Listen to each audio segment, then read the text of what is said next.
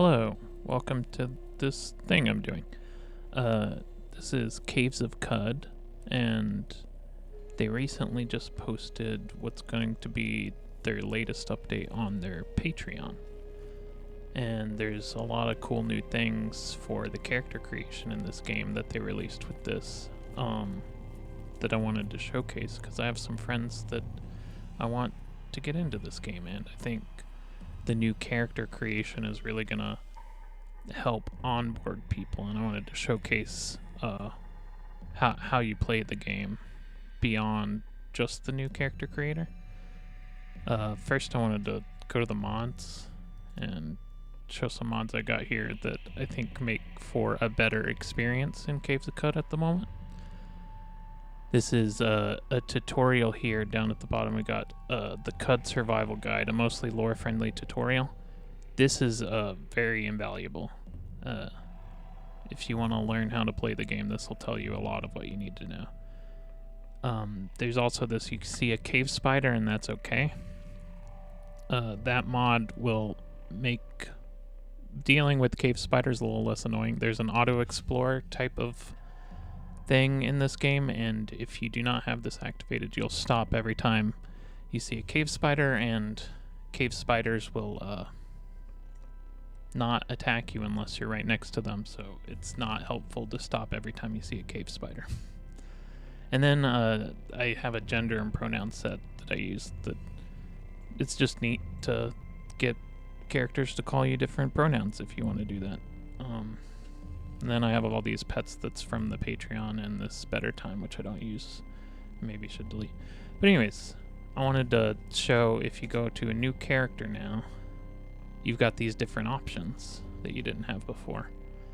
And this is classic. This is just when you die, your game is over.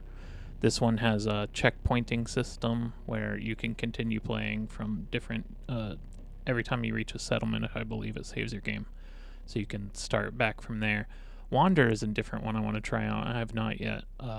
It's where it's not really about the killing, just exploring, which is a thing I really like. I would love just an exploring game of this, so I need to try that out sometime, but I have not yet. That's mainly why I come to these games. So more combat heavy roguelikes I don't really get into, but as long as there's some element of exploration, I like it. I don't know if I would totally like it, because I don't know how much of the challenge it would take away, and that's another part of what I like about these. And then you got daily, which we'll just not go over. I usually like to play roguelike, but the classic roguelike mode, but this time I wanted to see more of the story, so I did go roleplay.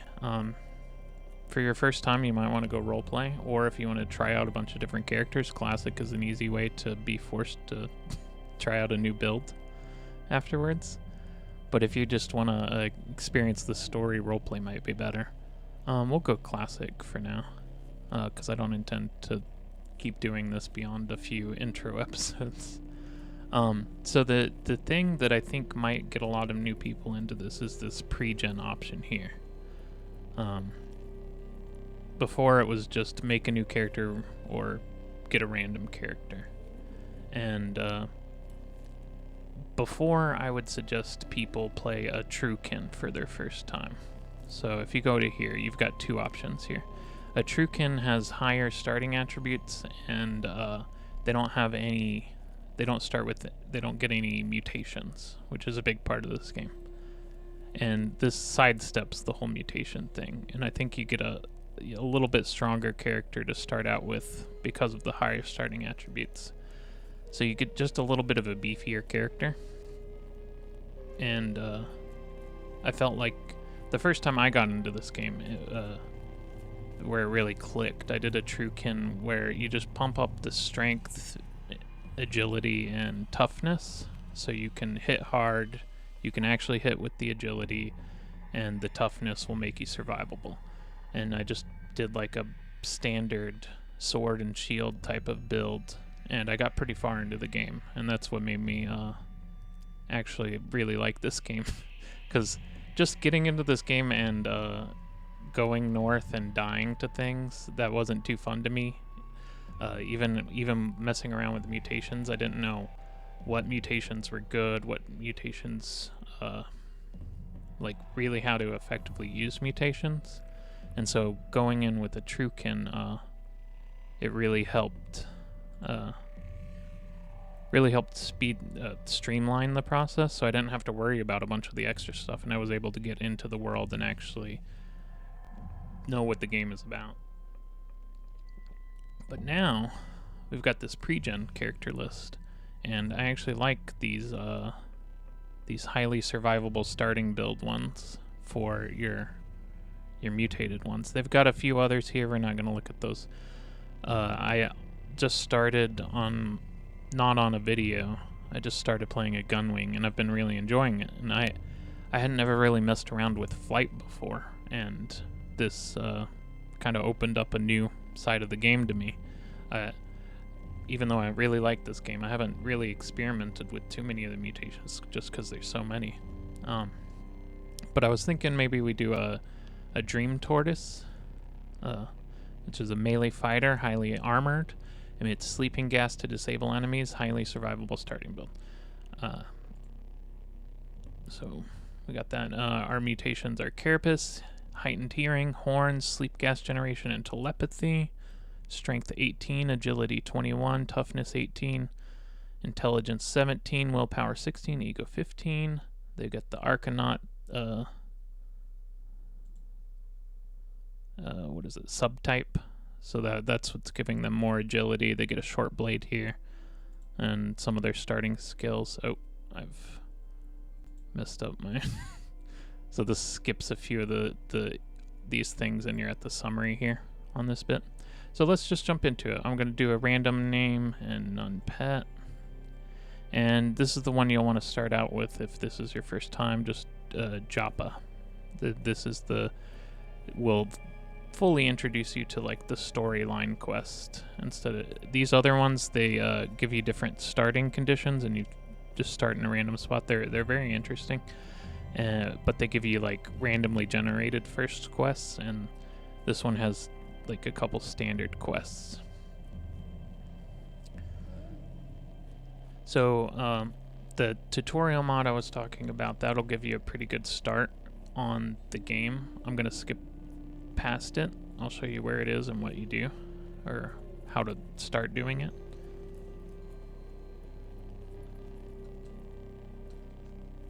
Okay, we start out, and this is the standard intro thing. On the horizon, Qud's jungles strangle chrome steeples and rust our archways to the earth. Further and beyond, the fabled spindle rises above the fray and pierces the cloud-ribboned sky. Press space and F1 for help. Okay, so these... Does my mouse show up on this? I don't think it shows up on here.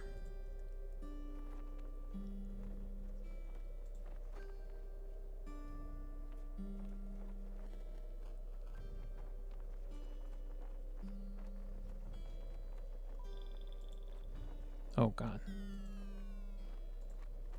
Did I just mess up the whole thing?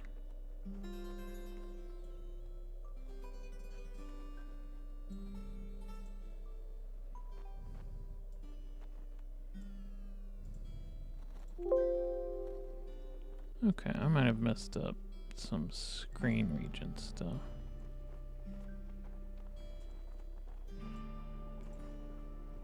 That looks about right. Okay, so sorry, maybe I'll edit that bit out. So these two people, and you can, so basic controls, you're gonna move around with numpad.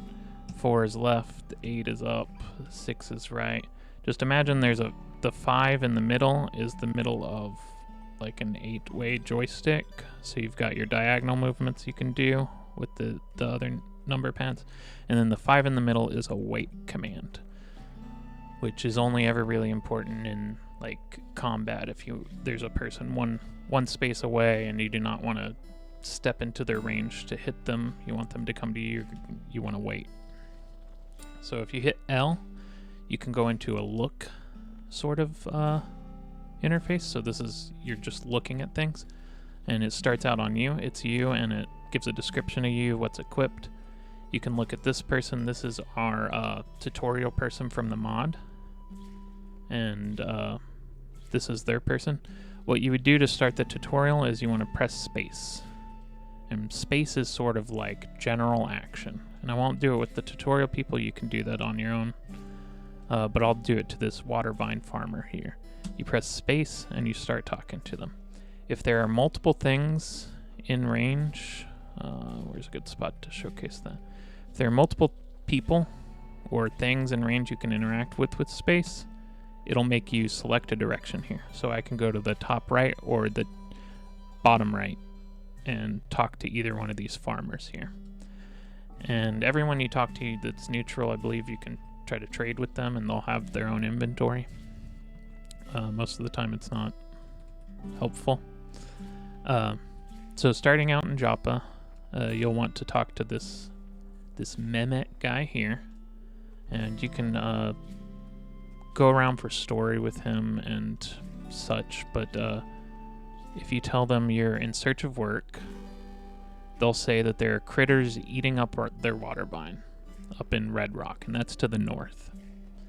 And you do this quest for them. And the other quest you can get is from the leader of the village up here. Wait, no. Never mind. Not the leader of the village. The other quest is over here. This guy. And he doesn't immediately have a quest. You have to be silent, and then he'll say he wants you to collect some knickknacks from a cave. And this is basically an open-ended quest. He wants you to find artifacts. And if we look our starting inventory, I just hit I there. Some builds will actually start with artifacts, and the grenades are actually one such thing. So we could immediately finish this quest for him, and you know what, I'm going to. Here's your knickknack, and you can give him a knickknack in the stun gas grenade. If you don't ever know what might be a knickknack when you're first starting out, you can just go to him, and if the dialogue for a knickknack is there, you can go into that without having to do it. Now, originally when I first played this, he wants you to fetch another one, and I thought this was just an infinitely repeatable quest or something. That is not so. Once you collect 2 knickknacks, it progresses on to the next part of the quest, and it seems to be a pretty big story quest. So it was weird that it kind of read as just sort of give knickknacks to this guy for experience. So one thing you can do when you're first starting out, if you want to steal from people, is you can go to these chests. There's a few chests in this town, and they're in these rooms. And if you close the door and no one's in here, you could just loot them. I don't know how I feel about that. It depends on if you're role-playing, how you're role-playing it or not. We'll not do it this time. But first I guess I should go around the different character stuff. So if I hit P, we can look at our starting skills. And this is where you'll also buy skills. So we start out with, in acrobatics, we start out with swift reflexes, which gives us a +5 to dodge value when flinching away from missile attacks. So whenever people are shooting at us, we'll have higher dodge, and we just get a plain +2 to our dodge. We also start out with short blade expertise. We get +1 to hit with short blades, and my primary hand attacks with short blades are as if the quickness is 25% higher. And at the top of the screen here, you can see in the very middle, there's a QN:100. That is our quickness value. There's a few things that can up your quickness, but basically everything takes... Every round you're going to get 1,000 action points based on the quickness value. And a lot of actions, like a basic attack or whatever, are going to take 1,000 action points. Any left over after your action, you need 1,000 to act, I believe. 1,000 to do an action. Any left over are I don't quite understand it, but any left over are saved for the next one. So a short blade attack being 25% faster basically means, I believe, it's going to take 750 to do an attack with your short blade. So over the course of 4 attacks, you're going to have like 250 left over each time, and it's going to be accumulating, so that after the 4th one, you will have 1,000 extra action points with which you can do another action. So basically, it's the short blade expertise is basically every 4 short blades attacks, you're going to have an extra action to do something where no one else will be able to act, unless they're also operating on heightened quickness. And another thing is to navigate this menu more quickly or get things out of the way you don't need. You can press 4 here, and it collapses that category. This character also starts out with Gadget Inspector. They're more successful at examining artifacts, and Scavenger. Whenever we step over garbage, we'll rifle through it and find some scrap. I believe scrap isn't going to be useful until you take a Tinker ability. I have not messed around with tinkering at all, so this isn't going to cover much of that. You always start out with Make Camp. This will let you make a campfire and cook meals when you're hungry, and that's for free basically. So you won't ever have to starve. You might run out of water, in which case you can become dehydrated and die that way. But starving, you'll never. It's basically a free thing, and that's all we have to start out with. Okay, so let's look at what we've got equipped. On our body, we've got our turtle shell, our carapace, and we can look at that. It's a thick shell of bones and chitin. The carapace covers a majority of the body with its armor plates. This item cannot break or crack. That's good. When items break or crack, they get minus on their armor value. And you see we've got 2 values here after the word carapace. There's like a sort of blue diamond 3 and a empty circle -2. The first value is your armor value, so this adds 3 armor value, but it makes us less dodgy. So we're going to dodge less attacks. It's -2 on that. Our horns likewise give us 1 armor, and it looks like they are also, we can attack with them, and we'll look at it. Our horns are actually weapon class short blade, they cause bleeding on critical hit. On penetration, this weapon causes bleeding, 1 damage per round, save difficulty 23.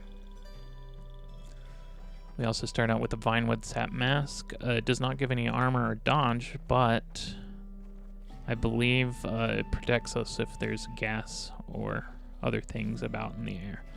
Then we see this green asterisk here. This means that our left hand is our primary hand, which is good because we'll be wanting to attack with our weapon. I believe we'll also be attacking with our head. I've never used horns before, so this will be a learning experience.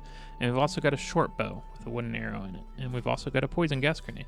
So actually right now, if we wanted to take this poison gas grenade, we could go to Argyle and finish that quest if we wanted, if we unequip this. Let's not for now. So the other thing we'll want to check out is just our character menu. I hit X to bring up the character sheet. It'll give us our stats here. If you are ever suffering from something and you don't know what it is, it'll be under active effects. I'll show you a little bit of that. If you ever go up to a stove in a town, they will often have their signature meal on the stove, and you can eat that for free. And they'll often give you bonuses. With this one, we thirst less, so we're going to drink less water at half rate. So we're going to be sipping from our water half as often as we would, and plus 11% to our natural healing rate, which will help us recover between battles if we get hurt. So if I go to this, and now you see the active effects, which you can hit E, it tells us we're metabolizing that meal, and we're getting these bonuses. Down at the bottom, we got our HP, our level, and the XP required to get to the next level. And you can see we've got skill points, attribute points, and mutation points. Attribute points are going to be these up here. You get them basically every 3 levels, but they alternate between you getting a +1 to everything and you getting 1 you can assign to one value. And that's at level 3, 6, 9, and the 3s are the single point, and the 6 is the +1 to everything. Every level we're also going to get a mutation point. See, these ones with the number next to them are going to be ones that we can level up with the mutation points. And you can, if you press space on them, you can see what they are now and what they will be if you increase their rank. And at the bottom it'll tell you whether or not you can advance it. We cannot advance it right now because we have no points. Furthermore, I think we can also not advance it even if we had a point because we can't advance it past our level. So you see right now we can release gas for release a sleeping gas for 3 rounds, and if we put a point into this, we're gonna get increased sleep save difficulty, so it'll be harder for them to wake up, and we'll be releasing the gas for longer. Likewise, let's look at our horns. So here's gonna explain how our horns work. I did not know. Here we know. Now we know. 20% chance on melee attack to gore our opponents. So just 1 out of every 5 attacks we're gonna be hitting them. And right now it does 2d3 damage. So that'll be between 3 and 9 damage. And goring attacks may cause bleeding. It gives us +1 armor value. We already noted that. They're a short blade class natural weapon. So I believe any bonuses we're getting from our short blade abilities are going to also apply to this mutation as well. And you see, I believe the blue bits are the bits that can increase. So you see on the next level our damage increases, but not our armor value we gain from this. I believe at some point the armor value is subject to go up to +2 armor value because it's that blue text instead of the white. Our heightened hearing allows us to detect and identify creatures nearby. Useful. And our carapace. Right now it gives us 3 armor and heat and cold resistance. And then we can also tighten our carapace to receive double the AV bonus at a -2 dodge value penalty as long as I remain still. So this is going to be a situation where if we're getting surrounded, we're going to want to tighten that carapace, and it'll make it'll make them more likely to hit us, but less likely to do damage.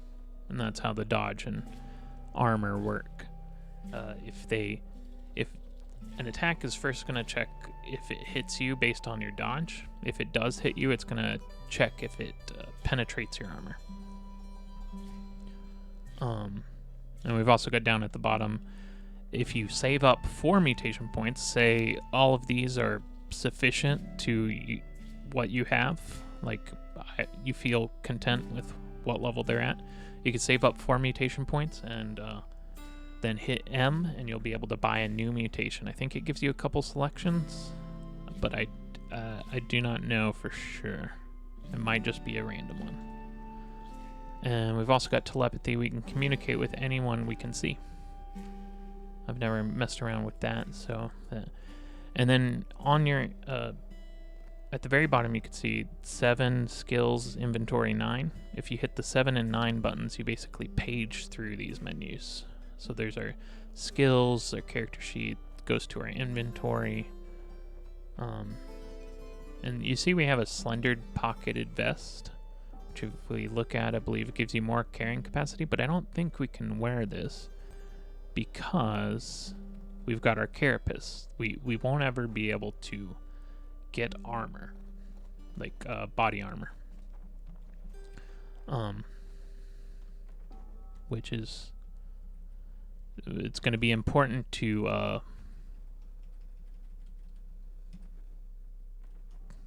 I can't do things and think at the same time. It's going to be important to level up our carapace because we will not ever be able to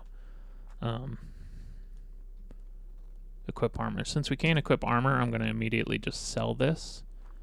We're focused on short blades, so I'm going to sell our longsword and our iron battle axe. and everything else looks pretty useful here. So in order to trade things, I'm just hitting plus on them in my inventory, just using the numpad to navigate, just like I did in just like you do on the overworld. And then if you ever want something from them, you can hit a plus on there, and you can see these two values down below that it's affecting, these drams. So everything in this game, all the currency in this game is water. So if I wanted to buy a torch from them, it would cost 3.571 drams. And all the things I'm selling to this person, they're giving me 15.54 drams. So if I wanted to execute the trade based on that, it would subtract one from the other and either give you money or take money away. And you'll see that yellow value down there. We've got $65 that we do have 65 drams. So if I sell this, I'll get 15 drams and we'll be up to 80. And you just hit O to offer that. And then you have one more chance to agree or disagree. And the trade is complete, and you see we now have 80 drams of water.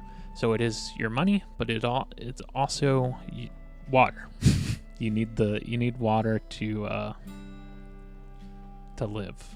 So if you ever run out of water, or which is money, I don't know if you die immediately or start taking damage, but either way you're not in a good place. There's so much to explain. So we've got our starting quests, and you don't really want to do those right away. You want to get a couple levels and you want to get some equipment. If you go back to our equipment screen, and this is just E. Right now we do not have anything on our feet. We do have headgear because we got the horns. But we have nothing on our feet or our hands. So I think the generally agreed armor value you want to have at the beginning of the game is 6. And that's just like a good benchmark. So if we get like some simple gloves and some simple boots, that'll easily put us up to 6, because those simple ones are going to give us +1. If we get some more complicated ones, we might get +2 or so, maybe minus some dodge value.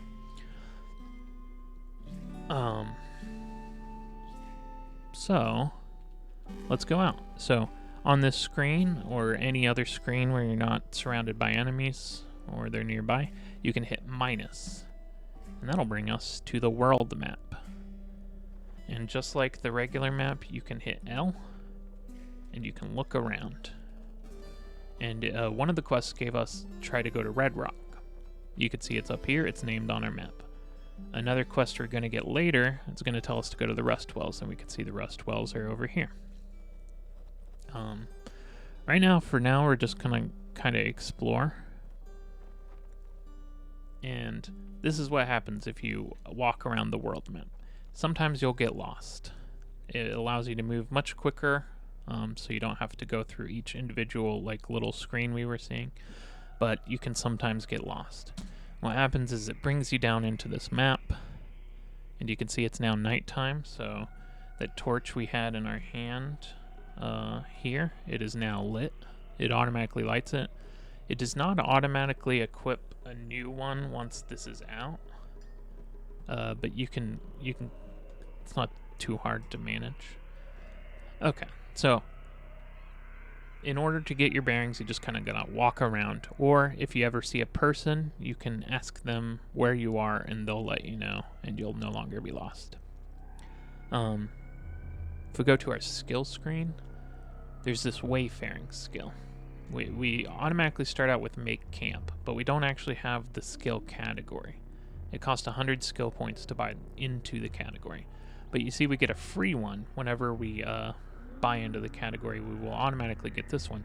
And this doubles the chances of regaining your bearings when lost, reduces the chance of getting lost by about 15%, and you travel the overland map twice as quickly. So yeah, if you find yourself getting lost too much, this might be one you want to invest in. And the later ones are actually a little more interesting. Is they're basically like specializations. Like you would know, right now we're in kind of like marshy areas. This would give us more interesting encounters while traveling in the salt marshes and watervine fields. Watervine fields is probably where we are. So it'll reduce the chance of getting lost in those places from 12% to 1%. So you'll get lost a lot less quickly, and or a lot less often, and you'll also find more interesting things. We haven't encountered that yet. So basically, just to not get lost, to unget lost, you want to just walk around. And this is one of the interesting things you might encounter. Occasionally you'll come across ruins or cities or settlements or whatever. And this is the ellipsoid Ekagomer. It's apparently the location of a ruins. And you can see on this map there's going to be like a building thing. And you can, I encountered this just by walking into it. You can also, while you're on the overland map, it'll tell you, hey, you found these ruins sometimes. Or sometimes it'll say, hey, you found these ruins. Do you want to go check them out? And if you don't check them out, it'll be marked on your map. If you do, you'll zoom in and you'll be doing this. So, the basic game is just walking around, doing stuff, doing whatever you feel like doing. A thing to facilitate walking around and exploring these ruins is on the numpad you've got your 0 key. We haven't covered what that does yet. What that does is auto-explore. So I am no longer controlling my character. It's just walking around trying to uncover the whole map. And this makes exploring full maps a little less tedious. When I'm in dungeons, I use it sometime. I use it a little less. On overworld maps, I tend to use it quite a bit because it speeds up the process and it does a bunch of things that you sometimes might forget to do if you're less experienced. Or see, like here is a shrine to Irad, the boundless specter of the philosophers, aristocracy of Mirsava. The shrine depicts a significant event from the life of the ancient Sultan Irad, and below it has just a piece of their life. Acting against the prohibition on the practice of worshipping the past, present, and future, Irad led an army to the gates of Daramas Tengel. She rescued its citizens, and they proclaimed her Sultan of Qud, dowering her with the Shemesh face. In her honor, they changed the name of Daramas Tengel to Irad City.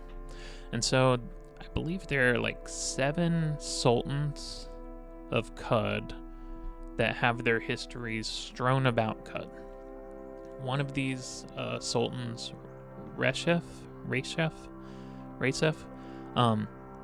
that sultan, I believe their story is set. And you can uncover because it ties into like the main storyline. The 6 others are randomly generated each time. And this is one of those. And you see, every time we encounter one of these, we'll get a piece of their history. Sometimes it'll talk about, hey, this person had a special item and they lost it in a bar fight. And you'll actually get a quest in your log to go find that item. And it'll just be out there in the world is that item that was mentioned. And see, it looked in the auto explorer. It looked at that shrine and got that information for you. It seems like day is coming out as our vision radius is increasing. It also rifled through the trash because we have that ability in tinkering. We have Scavenger. We look through things. It does that automatically when you're auto exploring. Any valuable items that are just on the ground, such as copper nuggets or beaded bracelets, these are items that are worth a lot of value. So you might keep these items on you to keep yourself from being weighed down by all the water. because once you have so much water, like water weighs a lot more than a piece of gold, you know. But a piece of gold you can just trade to someone and basically have a lot of water value to buy more expensive items. If you have harvesting, it's one of the skills that allows you to pick up harvest things off of plants, like cooking ingredients. If you have harvesting, it'll automatically harvest things for you, which I believe you can toggle on and off. Yeah, down here at the bottom, we'll look at these skills. Down here at the bottom in the middle, you can look at the ability menu. Rifle through trash is turned on. If I didn't want auto explore to rifle through trash, or I believe if you just walk onto trash manually, since rifle through trash is toggled on, you just will rifle through it. Auto explore will also, if there are any items that are painted or engraved on the ground, auto explore will look at those for you. And you see we got unlost. So this is a situation where it looks like there's a lot going on up there. If you hit the Alt key, the left Alt key, this will simplify the map for you. Anything in red is going to be hostile. Anything in green is going to be allies. And there's also going to be other things. It'll also show you stairs up and down. It'll show you harvestable plants. It'll show you blood stains, which are, you know, where people have died that you might want to loot. There's a lot going on up there. So this will be the first time we go into battle. We've got these Snapjaw Scavengers. They are the people you'll want to start fighting when you first start doing the game. You're going to be fighting them, crocodiles. However, we've got a lot of them, which does not look good. And you can hover over people. You can see what they've got. This one's going to hit us from a range.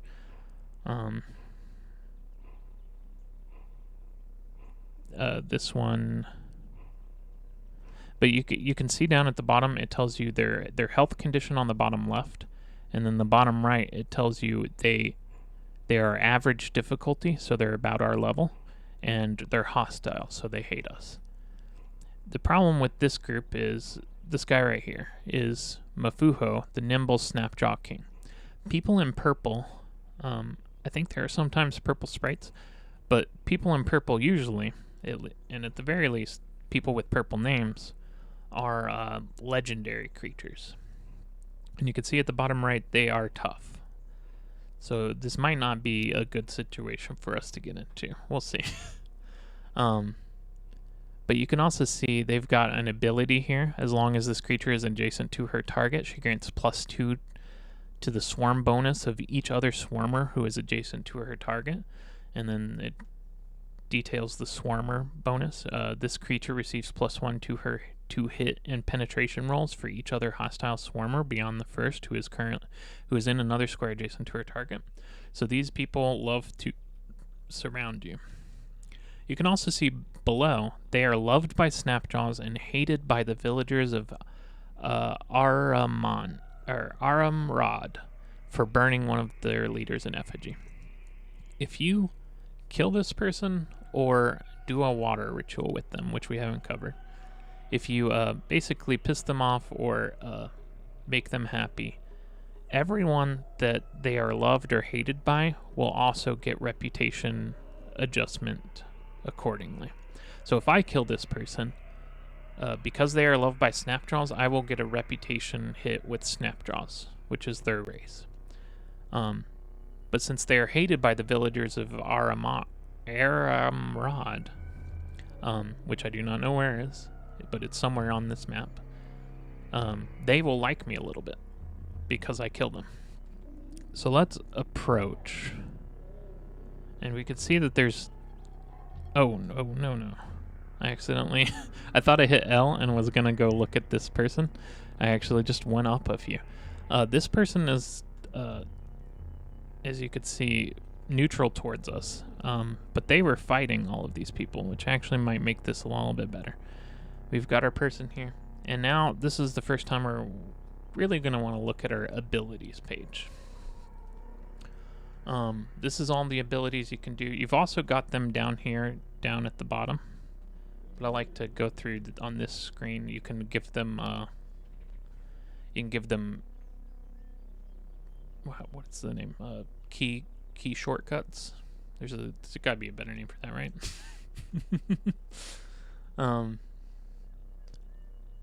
So we've got we'll just want to make sure our Titan Carapace and Sleeping Gas are the ones we'll want to make sure to use if the situation comes up. If you ever need to get away, Sprint is a good one as well. It turns on for a few turns. I don't know. 10 turns. It gives you -5 dodge value. Reduced accuracy with missile weapons, -10 to hit in melee combat, and is ended by attacking in melee, by effects that interfere with movement, and by most other actions that have action costs other than using physical mutations. So you don't want to use it in combat, but if you need to get away from combat, this is a good way to put distance between you and some enemies. Okay, and then to combat, you will just want to bump into the enemy you are attacking with in melee. And this person doesn't seem very good. They might be decent. We've also got 18 wooden arrows with our short bow. And to do a ranged attack, you'll hit F, and it'll bring up this targeting menu. And by default, this is locked, which is going to lock to targets. If you ever want to unlock it, you see up in the top right, you can hit F1 to unlock, and that lets you go one space at a time. But F1, hitting F, being in the locked mode is basically, the direction you push, it'll try to get you towards another target, basically.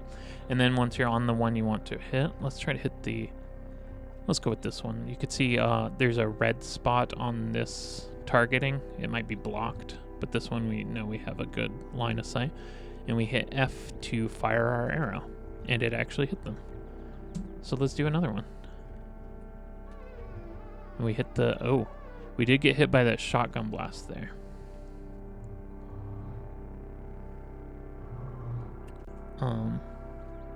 Let's keep hitting them.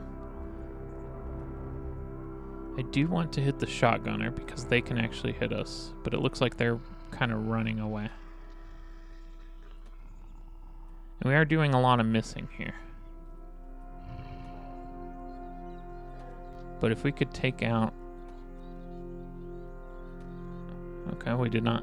Oh, and why is this? No. You've also got a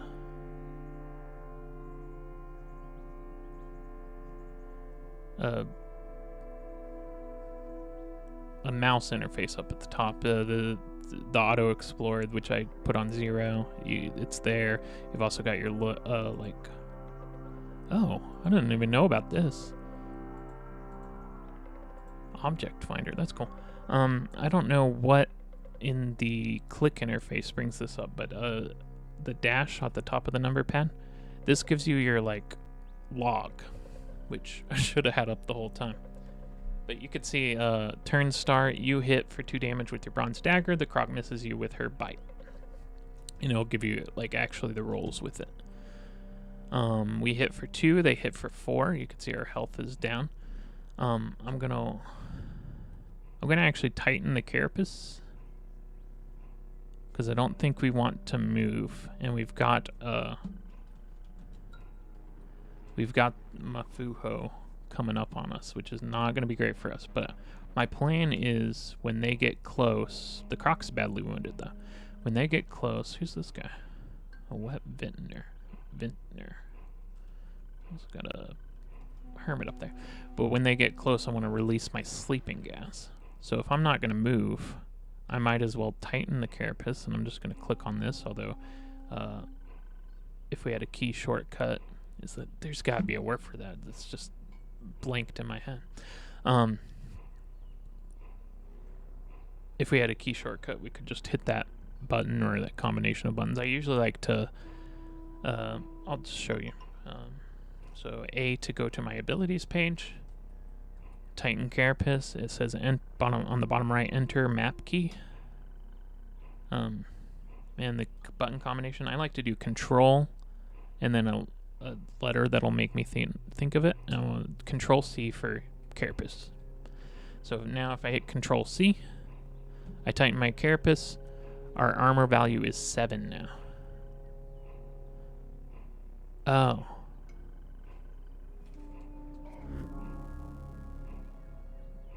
I think I misunderstood Titan Carapace. Let me go back and read it.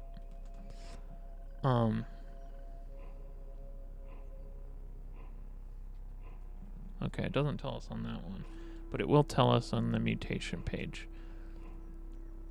You may tighten your carapace as long as you remain still. Oh, I thought that meant not moving, but I guess it also means not attacking either.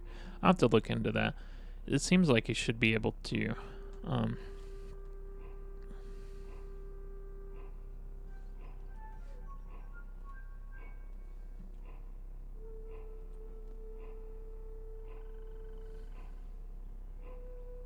so I pressed 5 a couple times. I'm letting them come to us, and then I wanna actually release the sleeping gas and see. They hit for 1 damage with a bite here, but they're knocked prone and they're asleep. And I believe when I attack them, I do 5 damage. They wake up, but they're dazed. Doesn't say what dazed is, but prone, I believe they've got a lot less to their. Ooh, that's not great. They cleave my armor. My horns were cracked. They miss. They stand up. I did 3 damage to them. This is not a good situation because they're still fine and we are like half down. What if we tighten Carapace again?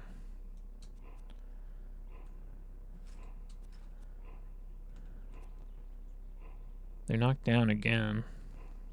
They're dazed.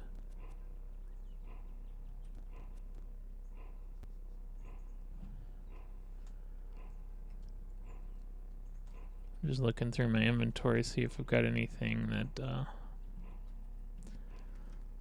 a good thing to have is something that can restore your health. We're gonna have to like book it if we get much lower, and this is probably pushing it.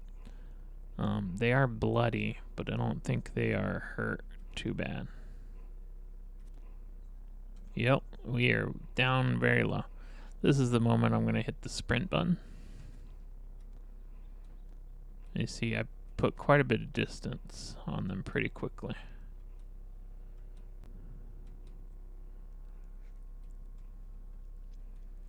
And characters will follow you from map to map.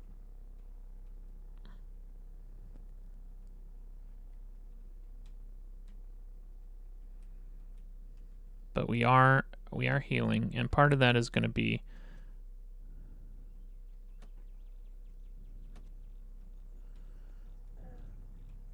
we've got the active effects down there metabolizing. Our healing rate is increased. And I'm just trying to hit it with some arrows. See if we can salvage this. Oh, that's good.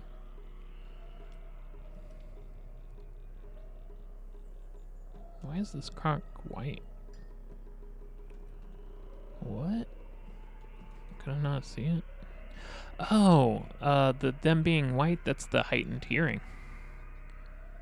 See, they are out of our sight, but we do have that heightened hearing effect. We can actually sense them even though we cannot see them because they were blocked. This is not looking good for us right now. Two enemies, one of which is a croc. Although they did not chase us off this screen. Let's see if we can come back up over here.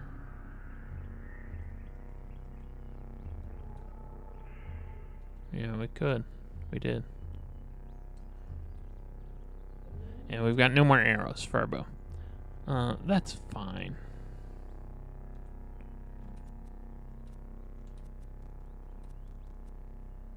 This isn't turning out so well for us. Let's release the sleeping guy.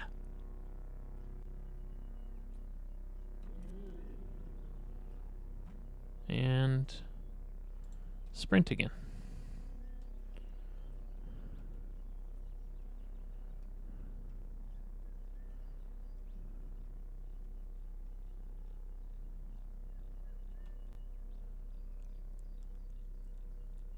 Oh, we're in the salt marsh. Back when I was talking about salt marsh or water fields or whatever, I believe it's a mix of these places, but this one is the salt marsh. You can see top right, the salt marsh surface. Okay, now then I'm going to teach you a new key. The tilde over on the, should be on the top left of your keyboard right below escape. Rest until full health. That's just, you basically do the wait command until either your health is full or an enemy walks into your view. And that's another thing with the auto explorer. The auto explorer will stop anytime you see a hostile enemy on this screen, which is why it's important for those cave spiders. They're hostile, but they don't really attack you.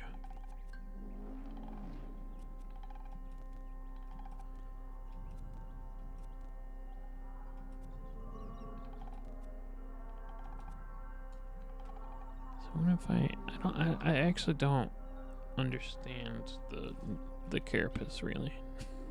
I'm not sure the Titan carapace what it's good for.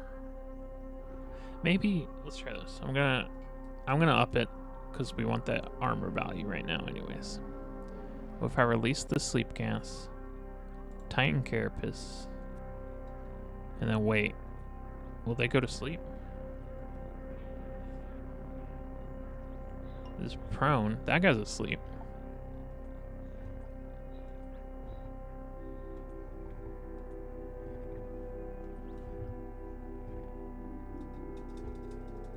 They're both asleep. I guess that's what you do the carapace for. Now I can like sit here for a minute. Okay, they woke up.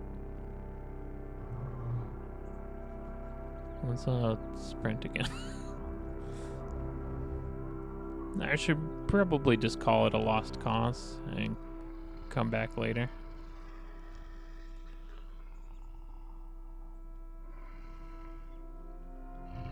Now we've got a new crocodile here. But since it's just the one crocodile, I think we can actually take it. I was afraid to fight that crocodile on the other screen because that legendary Snapjaw was right there with it. So what if we go... another thing, you walk around with the numpad. You do not ever want to hold the button because it'll queue up quite a few of the walking, and you won't stop if something starts attacking you until you realize it and let go of the key. If you do want to just continue walking one direction, you can hit W and then the direction you want to walk, and it'll walk you forward until you see someone that until you see a hostile person, so you'll get first warning. It's basically a directed auto explorer in some ways. Or until you cannot move further in that direction or you hit the edge of the screen. Okay, so this is back where we started. That one Snapjaw Warlord is a few screens over from here. I'm just going to these different blood spots, and I actually wonder. Okay. Oh no, I'll turn that one off. And down at on the little log here, you can see you pass by some furs, a bronze battle axe, and a Snapjaw corpse. These would just tell you the things. You can look at all of these, I believe. Let me see. Maybe it won't tell you what's on them though. I don't know. Yeah. But if you want any of these items, you can hit G to open up like a get menu for the things you want to pick up. I've been looking at them, and I auto picked up a weird artifact here. There was a weird artifact on the ground, and that completed the quest for the who's this? For the a wood sprung. That completed the quest for that guy in the village. But you can also see, and it also you'll see in the log there's the shotgun shell. It auto picks up ammo for you, weird artifacts. I think you can probably there's probably some setting menu to fine tune what you wanted to pick up, but it picks up basically like weightless things and very, very expensive or potentially important items. But if you go to your inventory, you'll see we got a weird artifact. For the longest time in this game, I did not know weird artifacts are basically your magic items in this game. If you hit space, you can look at it, and it's just a puzzling artifact. But if you hit X or go down to examine, press space, you make some progress towards understanding the pump shotgun. And it's got 8 penetration, does 1d2 damage. So we've got a pump shotgun now. Something we could think about equipping. Why not? We've got at least one shotgun shell. So take that off, and we got a pump shotgun instead. So yeah, examine your weird artifacts. If sometimes you'll break them when examining them, so if you would rather play it safe, you can go to people like Argive.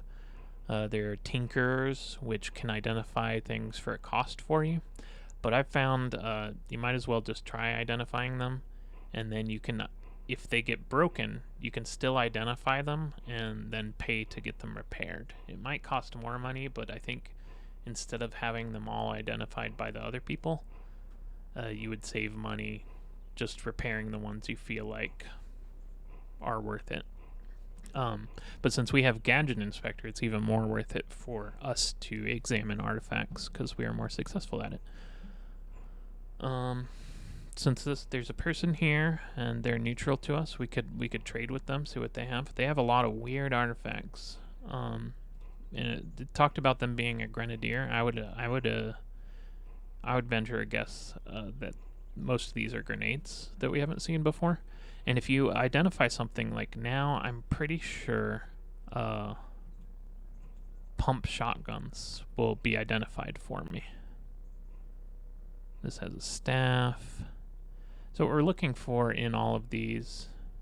Ooh, what is this? Long hooded cloak. I don't believe we can wear this because of... we can't wear this on... Oh. We can. Put it on our back. Equipment. Yeah, that'll give us just +1 dodge. That's like a little cloak here. But what we're really looking for is like gloves and boots on all of these. We do find a wide-brimmed hat, which doesn't help us because we have horns. Iron dagger. That's just some blood. We get a blood-stained long sword. Crocossins. Here we go. And here we go. That gives us +1 armor value. So if we equip, you can equip auto, and that should just put it on our feet since our feet are empty. And yeah, there we go. Nice. So we'll just probably... Oh, someone died here, and as you can see, it might have been this guy's friend. There's a grenadier, and there's also a grenadier here, I bet, because if you look at the thing, he's got the same type of gloves as the other person, which is really good for us because we need gloves. These aren't going to give us armor value, but they will give us a little bit of bonus dodge value, which is nice. You can also see we've got leather boots. And let me look at the crocousins. The crocousins, I would say the crocousins are a little bit better. It seems like they both weigh the same amount. Like, things you'll want to consider. How much armor value does it give you? How much dodge value does it give you? Since those were the same, I looked at some other stuff. And you can look at weight. If something weighs less but gives the same stats, it might be a little better. These weighed the same. But these give us plus 100 reputation with unshelled reptiles. And given no other things to look at, this seems like a good thing. And also, I believe this is a short blade. Yeah, so we can get this. And if we go to our equipment, I believe ours is 5 penetration and 1d2 damage. That'll give us 5 penetration, 1d4 damage, and it weighs less. Sweet. Now I'm going to go to our inventory, and we're just going to basically go on an identifying spree. We got a freeze grenade, fungicide grenade, highly explosive grenade, space X sleep gas grenade, and that's actually something I should have looked at while we were fighting the guy.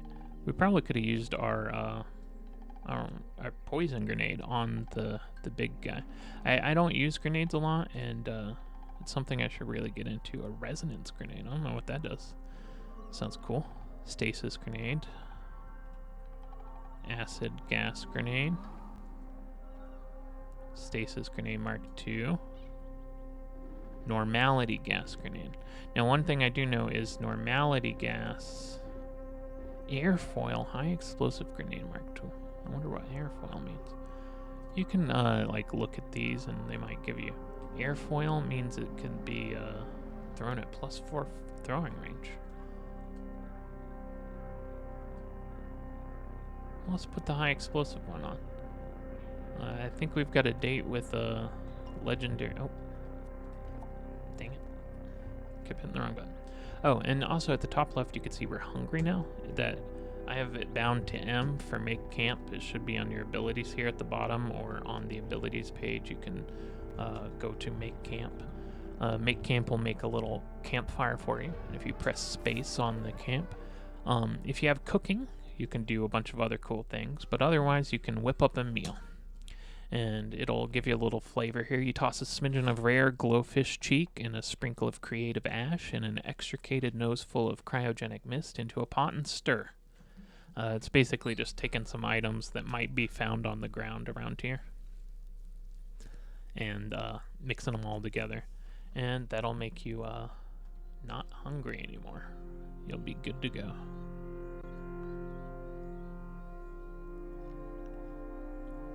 Yep. Oh. I keep getting thrown off by the white colored creatures because we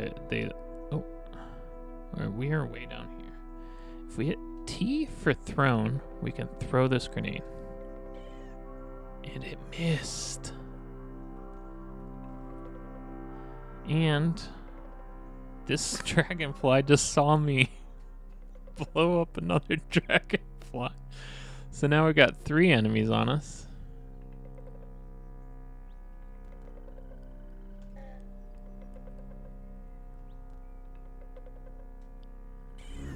And I just shot that dragonfly with a shotgun. That got us to level 3.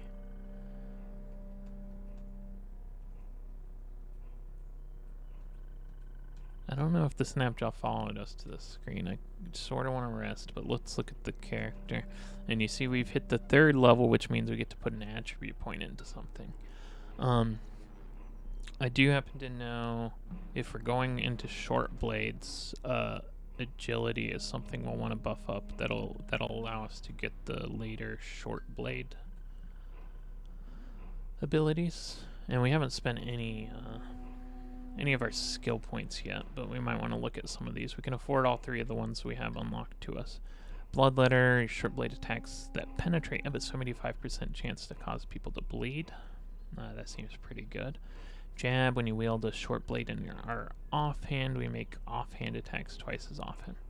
Um, we do have, it's not in our offhand, but we do have,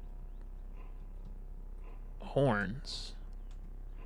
I wonder if that counts as offhand. Would that increase from a 20% chance on a melee attack to a 40% chance? Because that would be good to get. I don't know. Otherwise, it would just increase our bleeding intensity. That might be a good one to put points into. We could put a third point into the carapace. It's not increasing armor value right now. Hearing is nice, but I think these other skills are going to be better for us.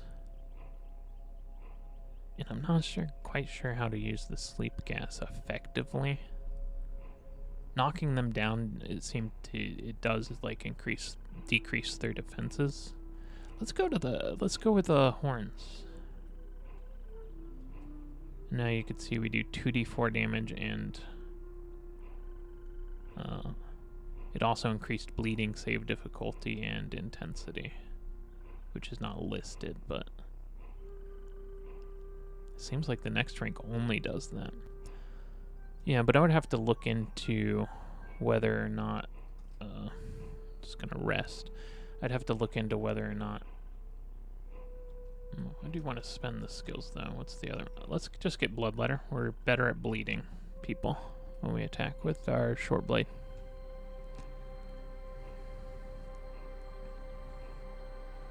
And you see that we've got some question marks there. We can hear some people just out of range. There's our guy. Oh, he's getting attacked. Let's do it. So we're gonna go to let's go to our equipment screen. Thrown weapon is high explosive. Let's do it. Did it do well? So now we got our equipment. Let's put another. What kind of grenade do we want? Let's do acid gas. Why not?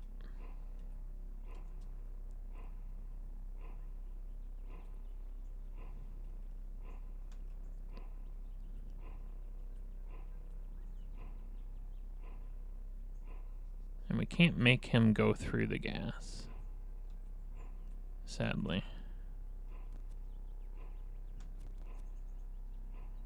But he is wounded, which is, I think, the furthest down before dead you can get.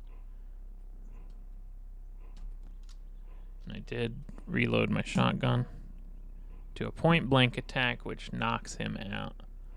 It only did 3 damage. I should have just attacked. Anyways, alright, as I said before, legendaries, we're now despised with Snapjaws, which is fine. They were gonna probably hate us forever anyways. Reputation with that one village is increased by 205 to 205. And now we can look at his... What did he drop? Nothing great. A staff, an iron mace. Nothing great. Oh well. Sometimes they have good stuff on them, sometimes not.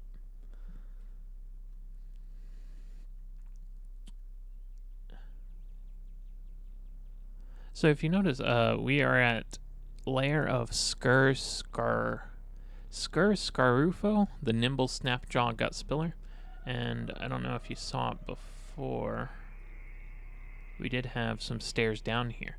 That would be into his lair. So we actually found a legendary creature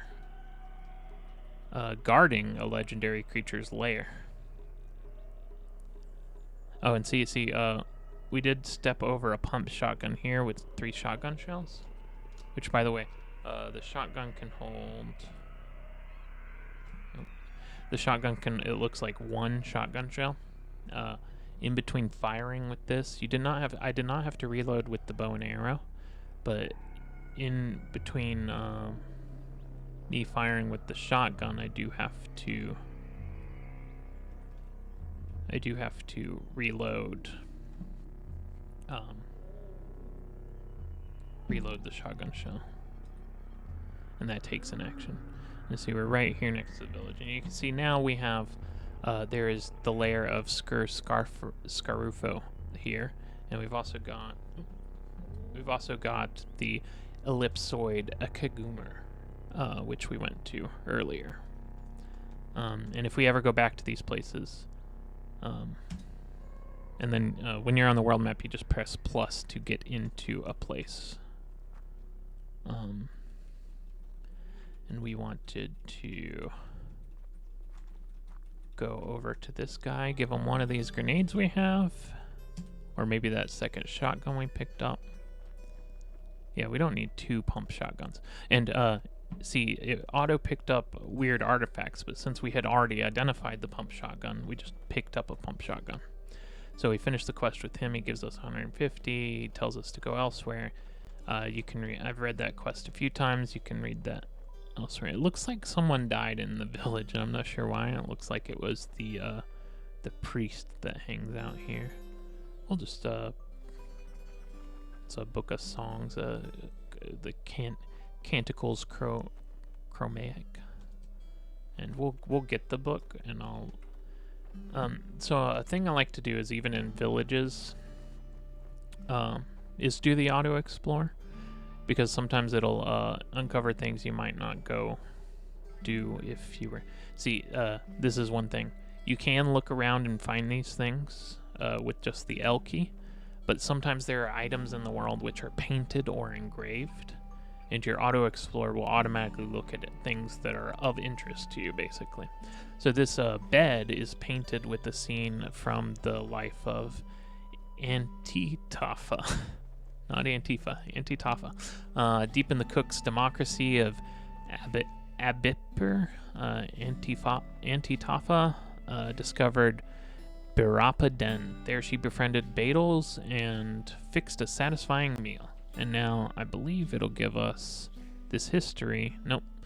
Sometimes when it mentions a location in the Sultan's histories, it'll... oh, and that's part of the tutorial, is they tell you to press space to start the tutorial, but the way they do it is actually diegetically. There are vine cords in the shapes of the different letters to instruct you to do that. So when you auto explore, you'll pick all those up. We've also got a painted floor cushion. Usually I like to read these, but it's, you know, I'm trying to show you guys what's going on in this game. So yeah, that's why I like to do auto explore in places where it might seem like you don't really need to auto explore. It'll also go to chests for you, and that's another thing to point out, is once you've completed the first 2 quests from Argive, these chests are available to you, and we can look at these. We've got a phase conjugate airfoil acid gas grenade Mark 1. Airfoil increases the throw range. What is phase conjugate? The explosive shifts phase immediately before detonating. I do not even know what that means. Shifts phase. I don't know. We've also got a small smoky tube. This is a love injector, so let's grab that. And this is for our tinkering. And once you have finished exploring, it says it doesn't seem anywhere else to explore. Sometimes when I'm in villages, I'll hold down the walk key, but you really shouldn't. Okay, I guess another thing I'll cover. The world map, as you can see, is divided into squares. You can walk those. If I wanted to get to the Red Rock, I could just do it on this screen. Or you could also get there if we're back on this screen. Oh, where the fuck did I go?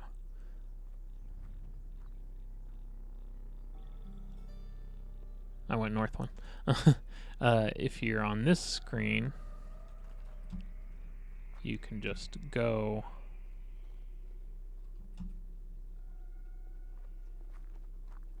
north like about 9 tiles, because each oh, we found a ruin right nearby. Each screen here each 3x3 set of these is 1 square on the map. And I believe they're measured in parsecs. And I believe a parsec is 1 square on the map. So if someone tells you to go 1 parsec east, it's basically 1 to 3 maps, like little this size map screen.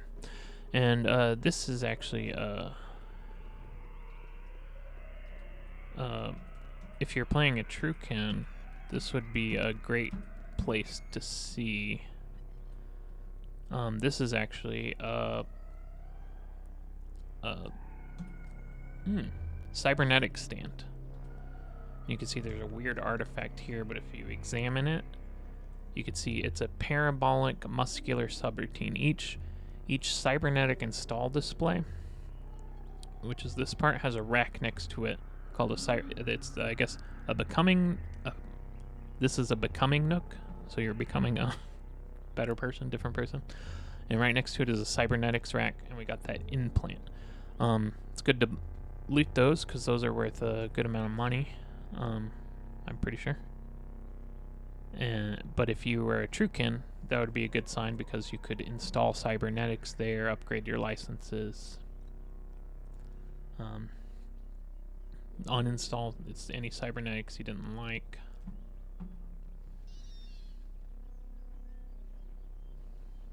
That guy's getting really attacked by. And I'll take the arrows because they're basic. They don't weigh anything. All of the ammo, I believe, is free weight. Because otherwise it'd be simply annoying. Oh, and we did get up to 6 armor value, so we're doing pretty well now. There was like another thing or so I wanted to cover. I don't know if I'll do much more. I've got kind of the basics.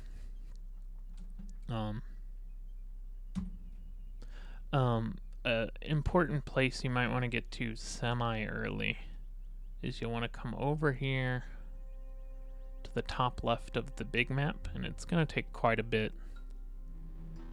You'll get lost quite a bit, I'm pretty sure. I usually do. That could be helped by I'm actually hungry. Just whip up a quick meal. Keep walking north. And this is like a salt river. It's 4,000 drams of salt that we just swam through. We discovered the paraboloid star Kimrikish. Okay. Now we know where that is. Looks like there's crabs here.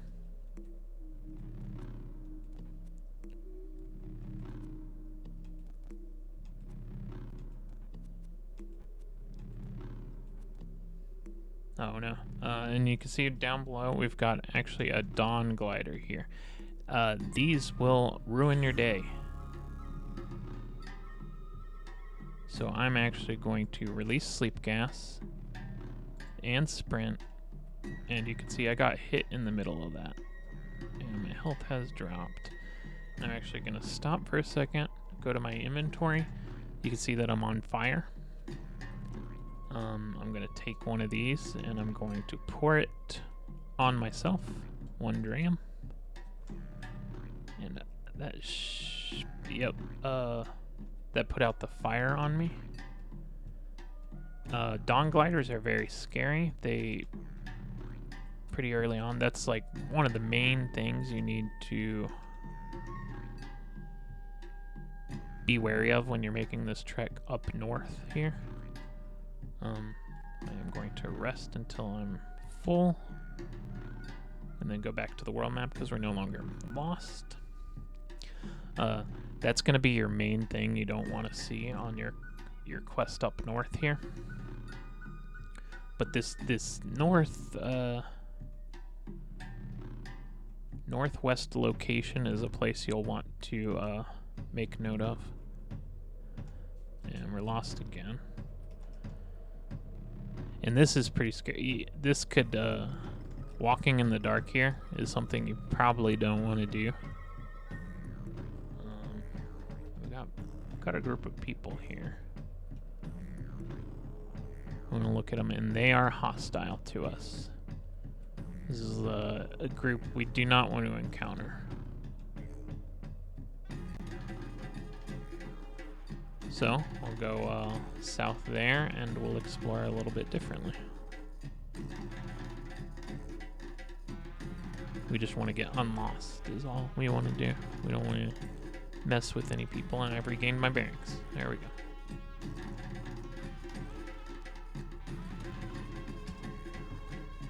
And see, we actually got a little low on... Oh, why did it start me up there? When I was walking, I thought I was going to spawn in here at the bottom. This place is a little bit more chaotic than it usually is. This person right here will give you a side quest. We're hungry, so we're going to eat their meal. Get some bonuses. That person up here will give you a side quest. Luli Heart.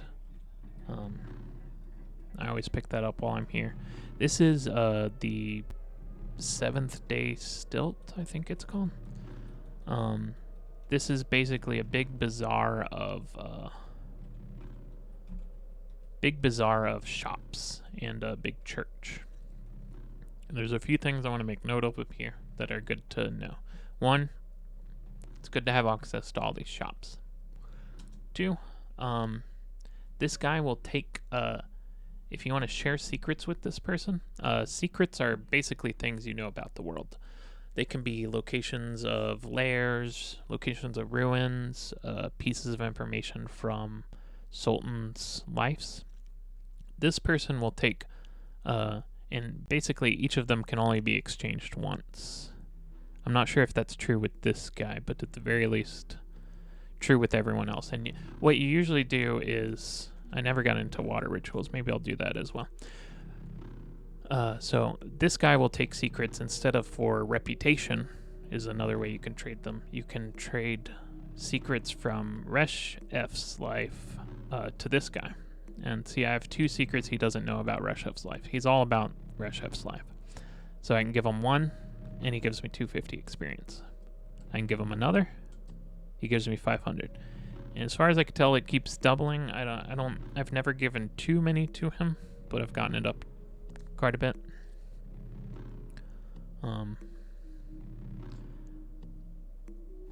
So that actually almost leveled us completely to the next level, if you saw that jump up.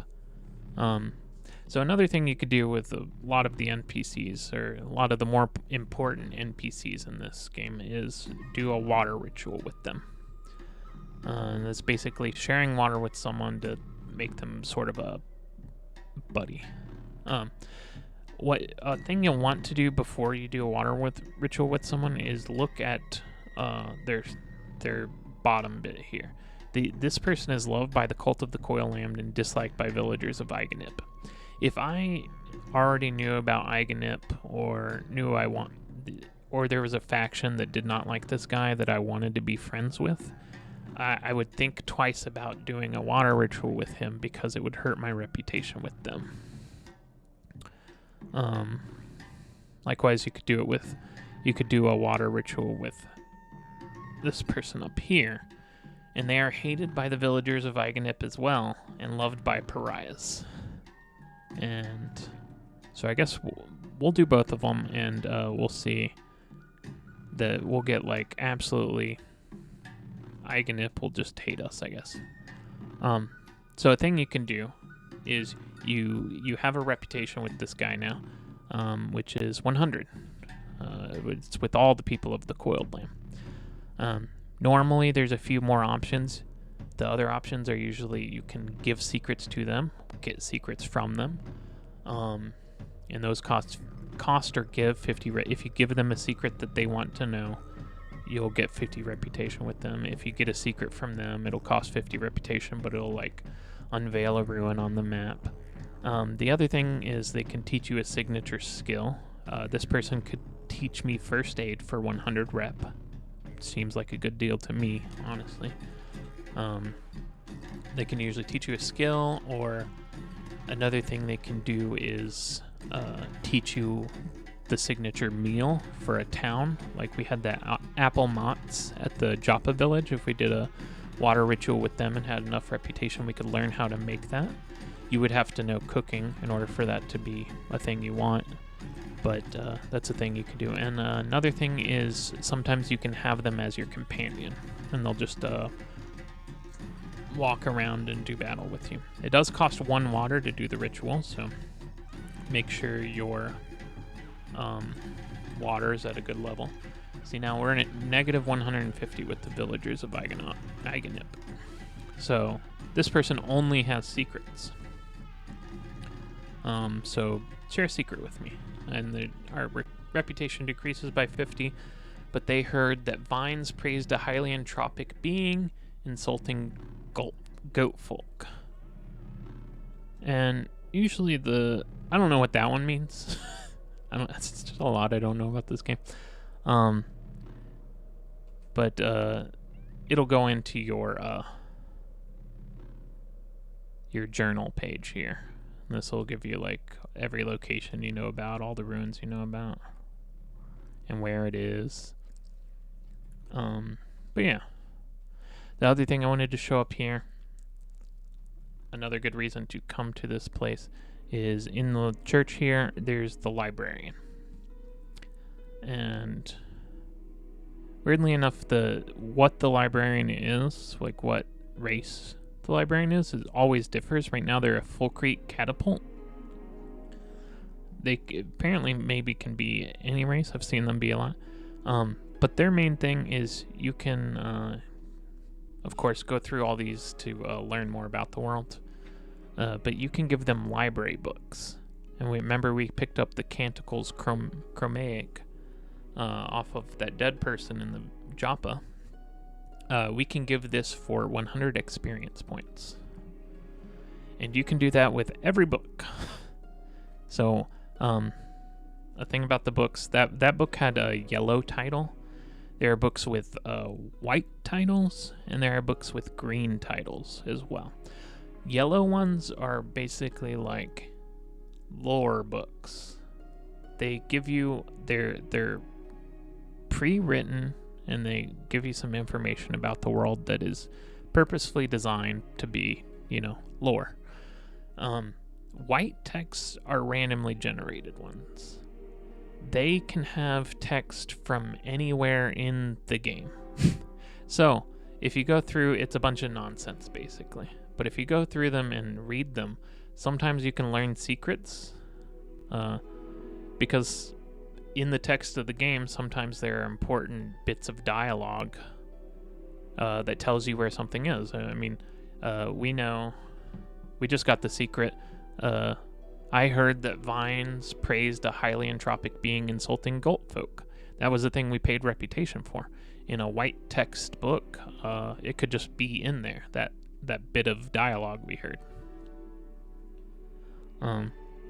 So sometimes you can come through. I've never found them to be too worth it. Sometimes I do look through them just out of curiosity, but most of the time they're just nonsense because they are randomly generated like that. Maybe that'll change in the future. I don't know. It's kind of fun. It doesn't like fully emulate like finding a book, but it kind of does emulate like flipping through a book to see if there's anything useful in there. If you kind of abstract it a little, like sort of like these are the different little bits of information you're gleaming out of your quick run through the book, maybe if you want to like massage it a little bit better. Anyways, the green books are like actual actionable stuff. Like I don't know what other flavor they can come in, but there are recipe books that can teach you how to make certain recipes. And this character didn't have any cooking skills to start with, but you can learn cooking skills from them. Cooking is pretty fun. I've been getting that up pretty high with another character I've been playing recently. And then the other thing you can do here at the church is they don't like the artifacts. You can sacrifice artifacts down into the pit in order to gain reputation with the preacher here. And once again, you want to look. They're disliked by Navamur, admired, hated by succulents. And I'm going to say we might as well water trade with them. I don't know if that showed up. I'm at 80 out of 100 of doing the water ritual with people. Yeah. Like I said, you can get a skill from him. They can join you and share and give secrets in order to increase rep. And with this character, this faction, you can also any artifacts you don't want to use or sell, you could sacrifice there to get big rep gains with that faction. I think there is one part in the game if you get that makes a dungeon a lot easier. If you get your rep up with them, but I don't know exactly. And here's all the shops. You can start seeing them. You can see this shop is for cooking. We've got a sign over here for a shop that it's hats. There's a gun shop over here, and this whole square parsing, I don't know, this whole square area, this 3x3 grid of place, this is all the church and the bazaar around it. And you can see, I'll show you a few more shops, and then I think we'll be done for the day. So yeah, there's a bunch of people. You can see the apple shop here. Star apples and cider. Another hat shop, and these are randomly generated each time. It's nighttime, so no one's in their shop, of course. And that's another one. I think that's like cooking materials or something, sweet and savory. Yeah, we got a shop here. It says foodstuffs. We got one for boots. I'll show you. Anyway, yeah, I think we're done. Those are that's some to show you how to go about the game. Things if I were doing this game, continuing with this game, which maybe one day, I don't know. I'm not sure how I feel about the Dream Tortoise. I'm getting high enough to a high enough level where I would start like fully exploring these places here. I'd probably go down into the lair of Scarufo. I would hold off on this paraboloid place because of that dawn glider. They are quite dangerous. The fire, them doing a ranged fire attack at you is pretty devastating. You saw it took out quite a bit of my health just from one blast. But I'd probably explore these few places and then make my way over to the Rust Wells to do his quest. Argive's next quest, maybe then go up to Red Rock to do that story quest. That's probably how I'd continue. I do want to, well, since this is kind of a fun one to show you guys what the game is, I do want to, I've never done this before. This is a love injector. There's syringes that can do different things. And this is, I can inject myself with a tonic. You feel unusually amorous for about half a day, during which you'll fall in love with the first thing you look at. If you inject someone else, they'll fall in love with you and follow you around for 3,000 to 3,600 rounds. There's a 4% failure rate for each level higher than there, and you don't want to take 2 tonics at once. I've never done this before, but I'm going to apply love injector here.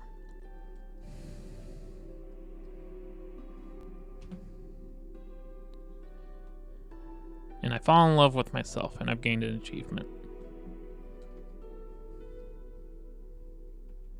Yeah, that's all. I'm lovesick now. If we want to look at the active effects here. I have -6 intelligence, -6 willpower, -5 move speed because I am in love with myself. And you see a little heart flashing there to let you know. All right, well, I hope that gets you into the game. Obviously, this is the alpha. You can go back them on Patreon to get access to the alpha. Otherwise, you can wait until this hits the beta of Caves of Qud. Or you can look at that look at the stats screen there at the intro and kind of go off that. I'll also maybe I'll post a link to the mods I have down in the description of this video. All right, well, hopefully that gets you hooked on Caves of Qud like I am. Have fun with your journey. Goodbye.